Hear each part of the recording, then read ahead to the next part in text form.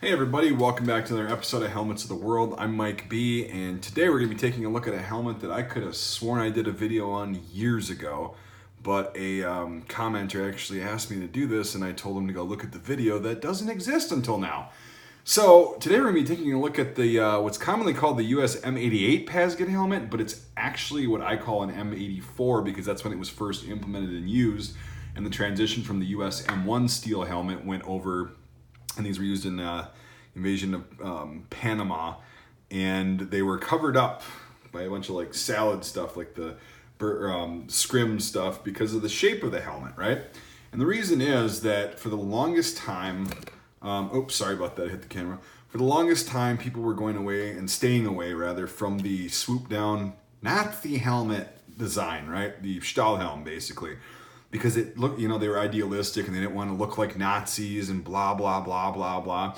When in reality, people started to realize as time passed, that was actually a really cool design, like the overall concept of it, because you got to have, more than just this part of your head protected. You have to have as much as possible while still being ergonomic protected.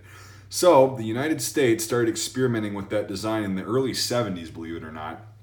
In 1982-ish, this design, or somewhere around there, it's not, I don't know the exact year, but in the early 80s, late 70s, possibly, this design was actually approved, and they started production in, I believe, 82 or 83.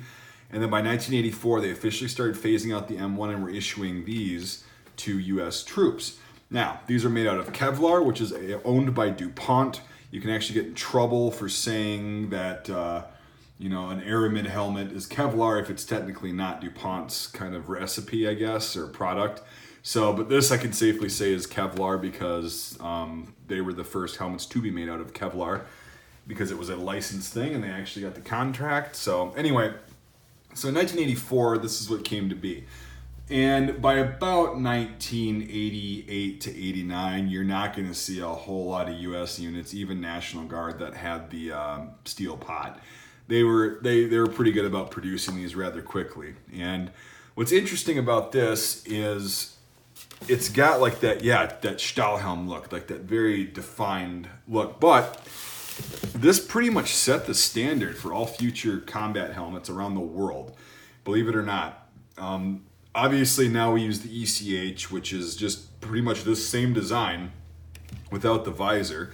So that's how good it is. And there's the Marine Corps, before they went to the ECH, was using this same exact design, except it was made out of a slightly different material, and it was called the lightweight helmet. Now, what's interesting also about this is they kind of retained the old Riddell style liner and then combined it with the Vietnam era M1 liner to come up with this. Now it's adjustable with height, and you've got the leather sweatband. Oh, this is a pretty early one with the little clasp things on there. Anyway, this is a size small. You can see the size stamp right there, right? So S is small. Oh, sorry, let me get the lighting to be a little bit better. There, S is small. And 4, everybody thinks it's a different size of small. Nope, they came in size extra small later on, small, medium, large, and extra large. Extra larges are fairly uncommon, but this is actually the first US helmet to be designed in different sizes. A lot of other countries had been producing their helmets in different sizes, i.e. Germany, size 60 through 70 basically, centimeters. And the US just had the one size fits all M1 with the adjustable liner. And it was really interesting that they actually went to a different sizing thing. Now, about that number, right? There's not like 10 different numbers within each size. That's just the mold number at the certain factory, right? You can ask Devin K about that as well if you don't believe me. I thought it had something to do with the size for years, and then I looked at that, and it definitely is just the mold number. Now, on this particular one, and on most PASGTs that you're going to find, you're going to see just that DS or that stamp with all the info on it, and then the two numbers, and then followed by a letter are going to be your contract date, so 87. And on this one, it's also stamped right on the shell, 87. I don't know if they're all like that. Does this one still have the... Oh, that's funny. So I guess I just learned something. So maybe 4 is not the mold number. I don't know what the number means then, because look at this. There's a tag in there. Mold 3, blah, blah, blah, blah, and people were signing off for QC. I don't know if that's original to the helmet, but anyway, this thing is dated 1987, and so the S4 might be the mold number. I don't know, Devin, if you're watching this, very interesting little tag. Why don't you post out in the comments what you think that means? If it says mold 3 on the actual inspection tag, and then mold 4 on the size. Maybe we don't know what it means. Okay, interesting. I just kind of learned that. Anyway, yeah, so this is also made to be worn with communication equipment, which is why the little ear flares kind of jut out a little bit instead of just being flush. It creates a little bit of a weak point on the helmet, but I've actually done a ballistic test on a PASGT that was dated like 1988 or 89. It was old, right? And people think that Kevlar deteriorates. Well, there's two types of Kevlar. There's hard, rigid Kevlar like this, and there's soft Kevlar. Soft Kevlar tends to kind of just come loose over time, like because it's woven, it's a woven material. And rigid Kevlar like this has got resin and other kind of glues mixed in with it, and it's pressed down under immense heat and pressure, which also creates more heat, and it becomes rigid, right? You cannot bend this very easily like you can a lot, like the Israeli Orlite helmet and a lot of steel helmets. You can actually just bend them kind of. You can't bend this stuff, so it's rigid. It really doesn't seem to break down and deteriorate, because the one I shot, if you, I'll put the link to that ballistic test in the description.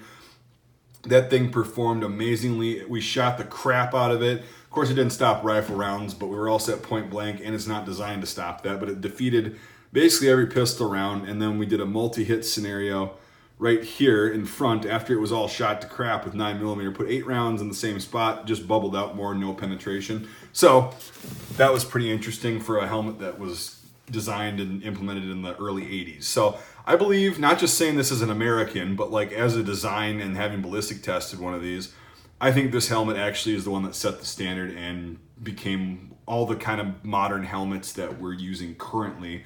Most nations went to something along these lines.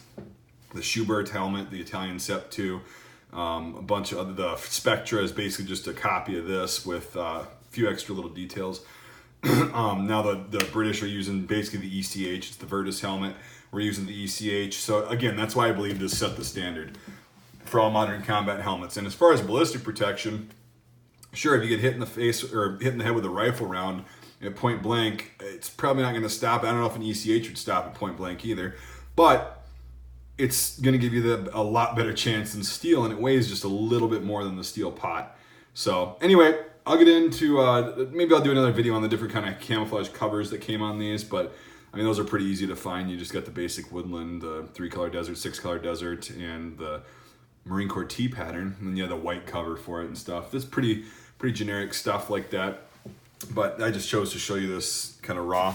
It was also painted textured. The later ones, like that were made in the early 2000s and stuff, those are going to be more of a turquoise or teal green than this like earlier olive drab. So yeah, again, this is a really sweet example of a helmet. This one's actually, yeah, I believe it might be unissued. So it's a size small, so I wouldn't doubt it. Anyway, thanks for watching, everybody. I really do appreciate it. This is, again, one of my favorite helmet designs. This was my, quote-unquote shit hit the fan helmet until I discovered what the ECH, the Enhanced Combat Helmet, can stop, and now that is my shit hit the fan helmet. So that's how much confidence I have in this guy ballistically and just as a collector's item. They're pretty cool. So I think, we sell these a lot to our allies and stuff still today, and they love them. And I think the Afghans used them. When I was in Iraq in 2009, the Iraqi army and police and everybody were using our old PASGTs, and now I can see why. So anyway, I'll wrap this video up, guys. One of my longer ones because it's one of my favorites. And I apologize for not having done this a lot sooner. I don't know why the hell I didn't do this a lot sooner. I can make some other videos too, comparing this helmet with other kind of clones or whatever. But for now, we'll just get this done and out of there so I can feel a little bit better, conscience be clear. So anyway, thanks for watching again. And if you consider supporting my work, a link in the description to Patreon, which is the easiest and most effective way for both the viewer, donators, and me, because I can be interactive on there and I don't have to forget about you guys, because if I just, got a one-time donation and whatever, it's kind of hard to keep up with emails and stuff. So Patreon's just a really cool platform. I like that a lot, and so do the patrons currently. My channel is funded by patrons because I can't afford to fund it myself anymore. So I do stuff like that. I'll get helmets and stuff to do reviews on and possibly ballistic tests. That's actually what we're going to be using some of the funds for in a while. I use that cash for props, and the users, the patrons get to vote on what I use you guys' money for. It's not like I just go out and say, oh, trust me. It's like, hey, here's the options I have for what we have, and they vote on it, and that's what we did currently for our past couple months worth of stuff, and it's some pretty cool things coming. So your support allows me to carry on and do better, cooler videos on different stuff, but if not, I just appreciate you watching. And let me know what you think in the comments. If you got any questions, I'll try to answer them. If not, I can get my esteemed colleague Devin K to lurk in the comments and help. Either if I can't answer it, he can tell me and I can tell you, or he can just comment directly on yours. Also consider checking out his channel. You can just type Devin K into the search bar and his channel will come up. So thanks for watching, everybody. I really appreciate it. I hope you enjoyed the video, and we'll see you on the next episode of Helmets of the World.